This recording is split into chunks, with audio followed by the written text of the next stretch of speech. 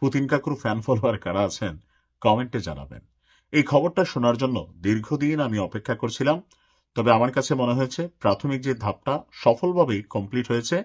তবে এই কমপ্লিট হওয়ার পেছনে একটা জিনিস আমি বরাবর বাংলাদেশকেও বলি, যে আমাদের সামরিক শক্তি অনেক শক্তিশালী হতে হবে। আমরা এই দেশে বৈশা লাঠিচোটা নিয়ে বারবার খালি ধরেন রাস্তায় গিয়ে প্রতিবাদ জানালাম, বিশ্বের নিন্দা করলাম, বিশ্ব আমাদেরকে পাত্তা দিবে না। থাকতে হবে মেশিনারিজ।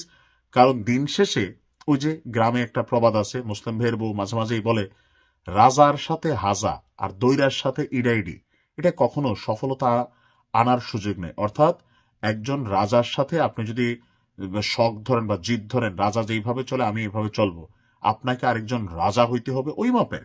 নয়তো একজন রাজা হাতি, ঘোড়া, মানে যে সকল রাজার যুগ ছিল, একজন রাজার যে জীবনযাপন, এটা একজন সাধারণ মানুষ করতে পারে না। আর দৈরা মানে হচ্ছে দরিয়া, অর্থাৎ নদী, বহমান বিশাল যে নদী থাকে,